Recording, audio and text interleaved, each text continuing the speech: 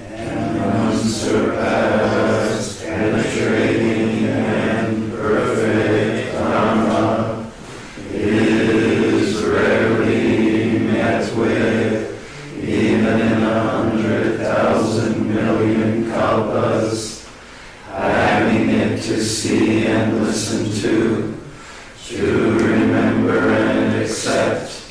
I vow to taste the truth of the Tathagata's words. Good evening, everyone, and welcome. Those of you here in the room and those of you out there on Zoom. It's my pleasure to be here. My name is Roger. I'm a resident here at City Center and also a practice leader. So I do come to you tonight with a heavy heart.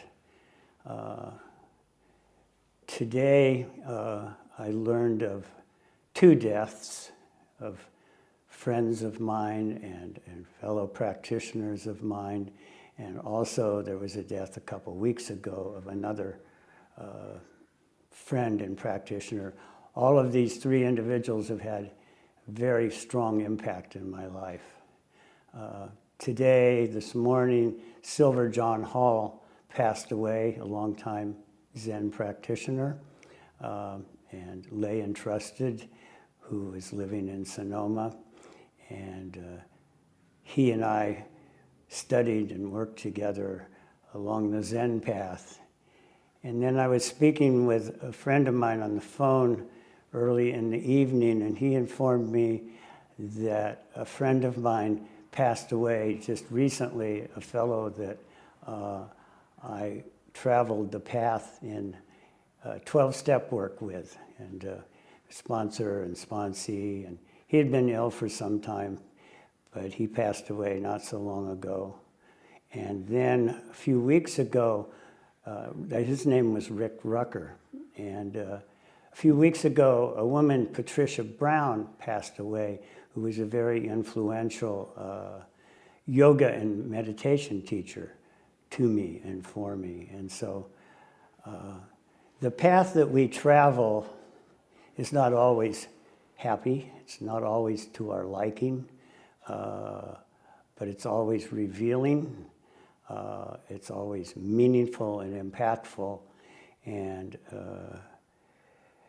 that character, Buffalo Bill, had to say, I never could resist the call of the path.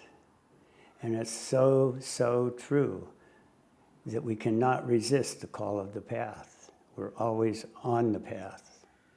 And sometimes it's dark, and sometimes it's light and airy and buoyant. And if you're anything like me, I can be a character of extremes, and either I'm in some dark place and feeling insecure and troubled, or I'm buoyant and happy and bursting forward, you know.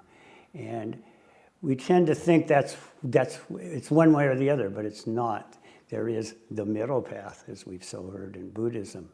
And I want to talk about that some tonight. So not only can we not resist the call of the path, because like it or not, we're always on it. And that's for us to recognize, and that's for us to cultivate, and that's for us to be involved with. Sometimes we are near, and sometimes we're far from where we think we're going. But sometimes we always kind of think we're going somewhere on this path, that it has some goal. It's out there, up there, or over there, or back here, or what have you. But the path is not linear. The paths are circuitous. And I've spoken several times before about the labyrinth.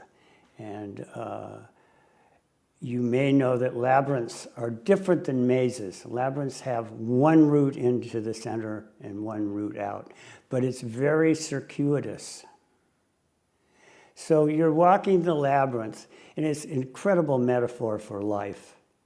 It's an incredible metaphor for that path of life that we're all on. Because you're walking around and you think you're almost to the center, and oh boy, I'm there. I've succeeded. I've done it. You know, this can be the mindset. But in fact, what happens, all of a sudden, you're way back out on the perimeter because the labyrinth is a series of turns, and you make a turn, and then that path may take you way back out, but you're still on the path, and you are still progressing. And if you're real conscious, you're still right there, present. So keeping that in mind, hopefully we don't get stuck in that linear concept of the path. I'm going to do this, and then that will happen, and that will happen, and that will happen, and it will always be going this way. But we get oftentimes very disappointed at that point because then there's a blip in it. Or the path is circuitous, like the labyrinth. As it says at the end of the harmony of difference and equality, if you don't understand the way right before you, how will you know the path as you walk? In other words, right here, right now before me, not out there, not back there. How will you know the path as you walk? Progress is not a matter of far or near, but if you are confused, mountains and rivers block your way. I respectfully urge you who study the mystery, do not pass your days and nights in vain. And one of the ways I can pass my days and nights in vain is by wishing it was like this, or regretting it's like that, or, oh, this is problematic, or what do I do now, or what have you. Don't pass your days and nights in vain. It's saying, basically, be present. So the journey along the path is about being present, being right here, right now, right on the path, listening for the request, because the path issues requests and invitations. It said, oh, here's an opportunity for you, or here's a glitch that may have some aid in your progression, aid in your understanding. So you listen for that request or invitation, which to my mind and to my thinking come from deep within us, from our Buddha nature. And the more we can get close to that, the more we can listen to that, the more that our life moves smoothly. These requests come in subtle ways sometimes. It's clear that an inspiration, sometimes it's like stumbling or entering into the dark. And sometimes we're struck by inspiration, and sometimes by foresight. But it's important to listen, both with your hearts, your souls, and with your eyes and your ears. The journey is every moment. So the journey along the path, as I mentioned, is full of twists and turns. It is like that labyrinth. And I've spoken about the labyrinth before and about that circuitous path, and in and back out again. And it's a real, as I mentioned also, it's a metaphor for life. Interestingly, for me, for many years, I was having a very difficult time trying to meditate and such. And through an inspiration, if you will, through looking in what, I don't know, I think they still have it. The San Francisco Chronicle has a Sunday's date book section. And in that date book section in the back used to be a list of things. And why I looked at it, when I did, and this was now 30 some odd years ago, there was a little listing and it said, Labyrinth at Grace Cathedral. And I don't know why, but it struck me. I knew nothing about labyrinths, but it said there was an event happening on such and such a night. And I went to it, and I started walking the labyrinth. And somehow that was a message I got, I consider, from my Buddha nature. Look at this and go. And I did. And it worked for me, that I could do that. I could walk labyrinths, and somehow it was meaningful, and it became more and more meaningful. And it offered me something that I didn't have before. So what happens if the path becomes dark? that was an inspirational one, and that was joyous and happy, and led to many years of me walking the labyrinth, which I still do regularly. Should you be interested in your local, at Grace Cathedral on California and Taylor, there are 2 labyrinths that one's outside and one's inside the cathedral, and it's a really wonderful experience going there and walking them. At any rate, what happens if it becomes dark on your path, if it becomes difficult? Well, Carl Jung said the natural mind is the mind which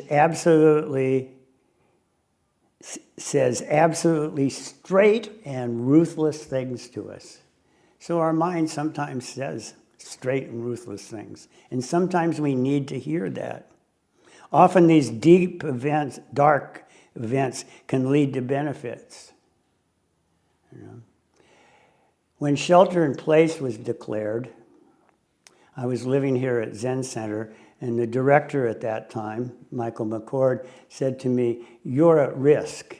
And we were all at risk, but I was more at risk, if such a thing, because of my age. And he said, "If you want to go to your place in West Marin, you're welcome to, and we support you in doing so." So I went out there, and I had this place for some time, but I'd never lived there continuously. And so I'm out there during the pandemic, and I'm on Zoom every morning doing Zazen and going to classes and Dharma talks and what have you. But I started walking. Now, prior to that, I hardly ever walked, and this is not an exaggeration. That if I was here at Page and Laguna and I had to go over to Haight and Webster, I'd hop in my car and drive there. And if I drove over there and there wasn't a place to park, I'm turning around and going back to Page and Laguna. Now some people are thinking this is pretty bad. Well, so the darkness of the pandemic led me to Bolinas, and lo and behold, I started walking. And I walked 4 to 6 miles each and every day. Well, I was very fortunate because I had a beautiful place to do it in nature and some beaches and woods and trees and what have you. But that darkness, that problem of the pandemic led to that. Sometimes we feel lost on the path, confused and even desperate. Another example is I was a serious alcoholic. And when I say serious, literally I was a daily drunk, and I was in great despair. And I was unhappy. I was getting no relief from my drinking. I could not drink, and I didn't know what to do about it and how to deal with it. And I even went to the doctor to get a physical to find out what was wrong with me, because I was thinking I must have heart disease or cancer or something or other. Actually, I had a hangover on a daily basis. And the doctor said, he gave me bad news. He said, "You're all right." And I didn't want to hear that. I was more willing to be seriously ill. Well, I was seriously ill of alcoholism, but not with heart disease or not with cancer. And he said, "Have you ever thought of going to AA?" And I said, "No." And I didn't for 2 years. But out of that darkness, one night I'm sitting in a bar. It's 3 a.m. in the morning. I knew the bartender, so we didn't have to quit at 2 a.m. And he's at one end and I'm at the other. And again, that voice came from within me, from what I consider my Buddha nature. And I said, "Hey, Eddie, I think I should go to AA." Now, I'd never been, and I didn't know what it was other than the doctor said I should go. And he looked up and he said, "You know what? You're right." And then he said, "When are you going to go?" And I said, "Well, I'll go today." And I did, and that's now almost 33 years later. And so that darkness that depth of despair and all the things that happened to me when I was a practicing alcoholic led me to a beautiful place of recovery. And it transformed my life, you know. Abbot David referred to this poem and told me about it. And it's a poem called Lost by David Wagner. And it goes like this. Stand still. The trees ahead and bushes beside you are not lost. Wherever you are is called here, and you must treat it as a powerful stranger. You must ask permission to know it and be known. The forest breeze, listen, it answers. I have made this place around you. If you leave it, you may come back again, saying here. No two trees are the same to raven. No two branches are the same to wren. If what a tree or a bush does is lost on you, you are surely lost. Stand still. In other words, be present. Stand still. The forest knows where you are. You must let it find you. So on that path, when you're in that darkness and you think you're lost, stand still a moment and let that forest find you. Let that way find you. Out of the darkness can come light. So one way to honor these requests and these invitations that come forward when we're on the path is zazen. Sitting still, standing here, right now. It's not always direct. Often, sometimes an event may occur, but it's ordinary. It's really ordinary. It's not some glorious thing happening in the cosmos necessarily. Celestial sounds or lights or miraculous miracles occurring. It happens right now, right here, right where you are in an ordinary mind, in an ordinary way. In the koan, Nashan's ordinary mind is the way. Joshin asked Nashan, what is the way? Or you might say, what is the path? And Nashan says, ordinary mind is the way, or the Tao, or the path. Joshin then asked, shall I try to seek after it? And Nashan then said, if you try for it, you will become separated from it.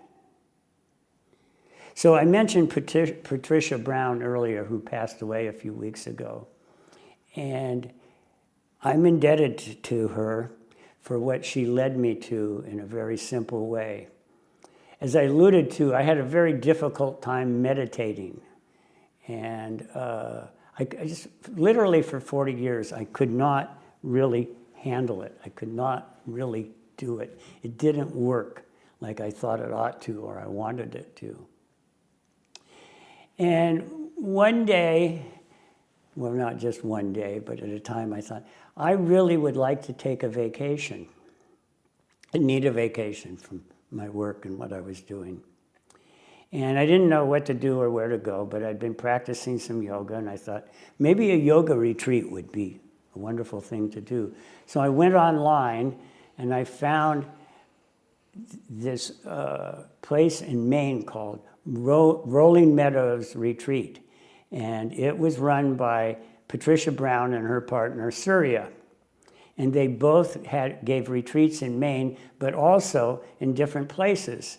Now, I had never heard of them. I knew nothing about them, a little bit on the internet, but they were giving a retreat called a yoga and meditation retreat in Tulum, in the Yucatan, at the bottom of the Yucatan Peninsula. And I didn't even know where Tulum was or anything about it. But that invitation, that request from within me said, that's the thing to go to. I mean, it wasn't consciously like that. I didn't say go, but I did. I signed up and I went. And so this was a week-long retreat, and we would meditate each day. And I found out I could meditate. And the reason I could meditate was because it was very ordinary. It wasn't about this or that. It was like, be here, be now. And that's what Patricia somehow conveyed to me. And I was forever grateful for that. And I started meditating. And then I exclaimed to some friends, wow, what a wonderful thing, I'm meditating, and I'm so excited. And they said, well, maybe you should go to San Francisco Buddhist Center. It was in the Mission, and because they practiced there. And I took a course, and I started meditating, and I'd go there several times a week, and I was so excited. One time in an AA meeting, I said to a friend there, wow, I'm meditating, I really like it. And this friend said, well, you should come to San Francisco Zen Center on a Monday night. There's a meeting called Meditation and Recovery. And he said, you'll know people there. And sure, he said, I'll meet you there Monday night. So I went. So, out of the darkness of my alcoholism, I got sober. I went to a meditation retreat, and it led me to the door of Zen Center some 17 years ago. And when I walked in that door, I have not left, to the dismay perhaps of a few people. But you're stuck with me. I practiced 4 years as a non-resident, and then I retired and I moved into Zen Center some 11, 12 years ago now, and I've lived here and lived at Green Gulch and also at Tassajara. So Patricia led me to that because she made meditation ordinary, not something that I thought it ought to be like that or like this or something, that ordinary mind that Nasan talked about. He went on when he said, and he was speaking to Joshin, the way, the path is not a matter of knowing or not knowing. Knowing is delusion. Not knowing is confusion. When you have really reached the true way beyond doubt, you will find it as vast, not just the small mind, but vast, the big mind and the small mind. Also the big mind. You'll find it tranquil and constant mind unites large and small mind. Nashan continued, and boundless is outer space.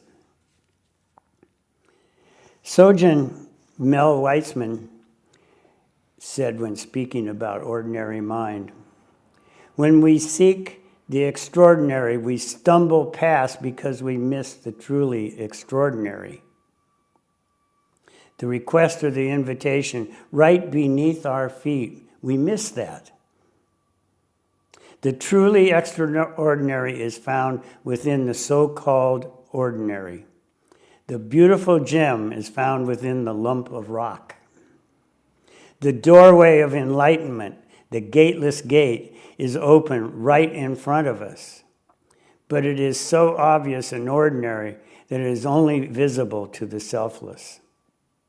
Those open to and proactive on the path, this is now not Mel, but those open to and proactive on the path to what is right in front of us, what's beneath our feet. So Norman Fisher, another Revered Zen teacher, has his Sangha is called Everyday Zen, which is his way of saying ordinary Zen. Norman said, the destination on the path is like the horizon, a place we can walk toward, a direction we can go in, but not a place where we arrive. In the journey along the path toward the horizon, the only place we take steps is here, the ground on which we stand, the ordinary ground. So thank you all. And we all have our paths, and they interact and interrelate, and we come and we go, and we love and we have compassion for one another, and we help one another along the way. So may you travel your path with love, compassion, and equanimity. Thank you.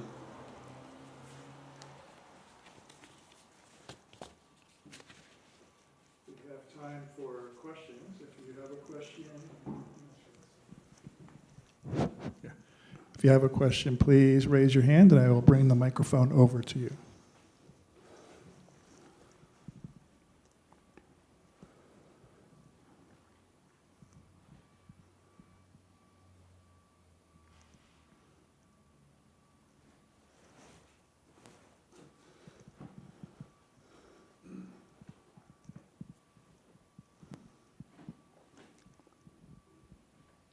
Could you say something about your experience walking the labyrinth? Like, does it change at different times? Is it calming? Do insights come up? How does that work for you? Thank you for the question, and nice to see you. We've walked the path in parallel with one another for several years, coming here at Zen Center. Regarding the labyrinth, there are a variety of ways in which one can focus or walk the labyrinth. For example, you could make it just a simple, straightforward meditation, or you could have a question in mind, or you could walk it as a healing practice for yourself or for someone else. Also, in my 12-step work, I walk it oftentimes walking in as the first step and being in the center as the second step and coming back out the third step. So it's really one of the beautiful things about it, there's no hard and fast rule. And as I was initially taught, if you step over the line or something, no big deal,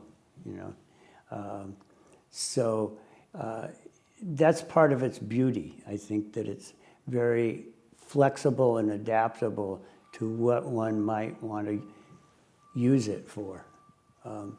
I used it quite extensively as a healing thing. Well, I'll tell you a little story. So I had a health issue where every 3 months I had to go get a test. And, I hoped the tests were favorable and what have you.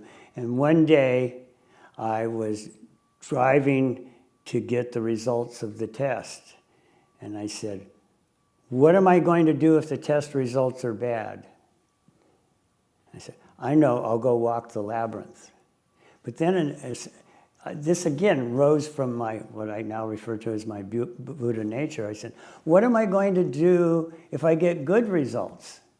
And I said, I know, I'll go walk the labyrinth.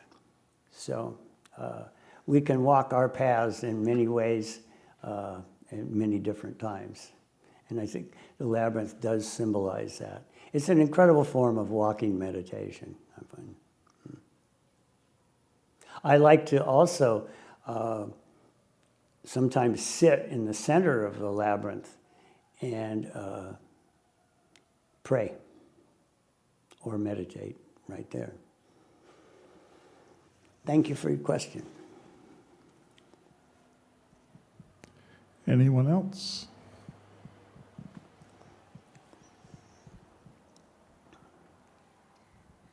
Thank you, Roger.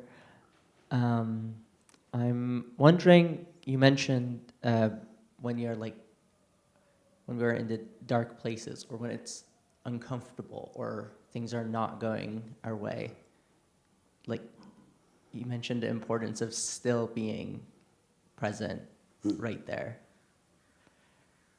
And that sounds very good. But in practice, I find it very, very difficult. It's very uncomfortable. It's unpleasant in a way, but at the same time, the alternative is to run away from it. So I'm wondering, when it's difficult to sit, do you have any tips, or how do you get through those moments while being present? Well, I agree with you. That's a difficult place to be, and it's not comfortable. One of the ways is acknowledging what's going on and not running from it, as you mentioned.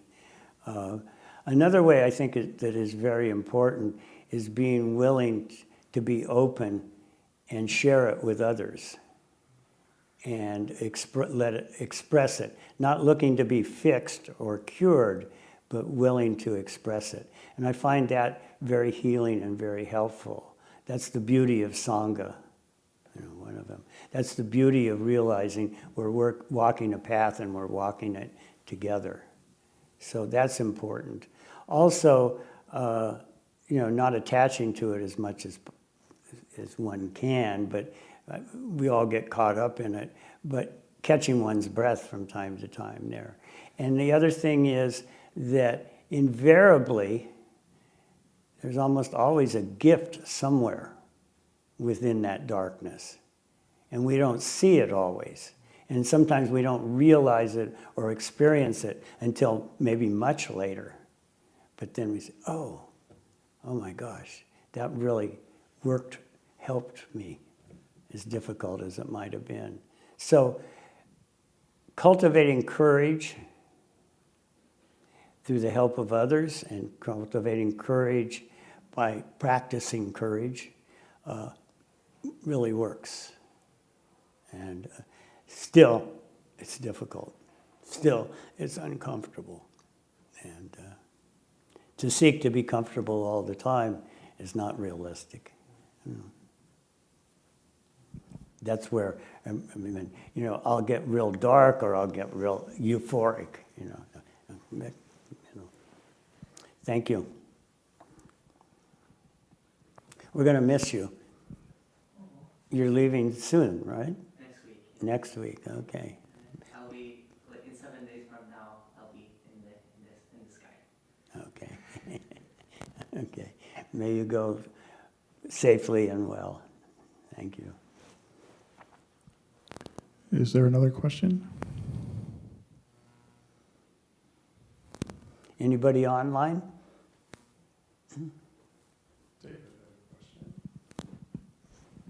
Maybe just a quickie, because this weekend I had the opportunity to walk a labyrinth out on a land, and it was just simple stones arranged in a labyrinth. Pardon?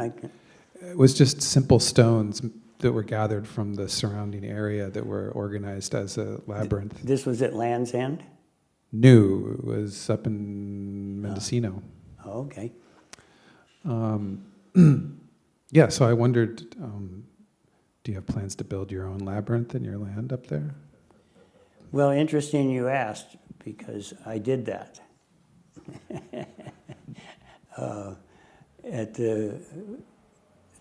My property in Bolinas built a labyrinth, the same design, called Medieval 11. Same design as the one at Grace Cathedral. They're different designs for labyrinths? Very many different designs, yeah. There's the original. Right up here, Pierce and, what's that street that the hospital? Pardon? Right near DuBose? The DuBose Park. There is a labyrinth there, a small one, and that's the design that originated in Crete. And it looks a little different. It goes more like this. It's not, I don't know which one you walked, but the one it's more like this, etc. This one kind of goes around like that. And that was one of the original labyrinths. So then there's medieval 11s, which mean there's 11 circuits, and there's medieval 7s with 7 circuits. And then there's quite a labyrinth resurgence within, well, not only America, but especially, and there's a fellow up in, I can't remember where, Northern California, that designs labyrinths that are totally unlike any of the traditional ones. And they're very, very beautiful. There's also a labyrinth at California Pacific Hospital on Buchanan. And I mentioned Land's End. There's one there with stones, like you described, that people set out. So, yeah, and you can make your own. Super cool. That was one of the reasons I was interested in having a place in West Marin, was to I wanted to build a labyrinth. You're welcome to come see it and walk it if you like.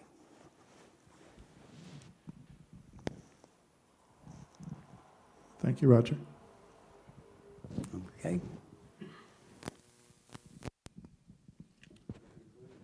To conclude. Okay. Hold on, we get a chance to think about it. May our intention equally extend to every being and place with the true merit of the Buddha's way. Beings are numberless. I vow to save them. Delusions are inexhaustible. I vow to end them. Dharma gates are boundless. I vow to enter them. Buddha's way is unsurpassable. I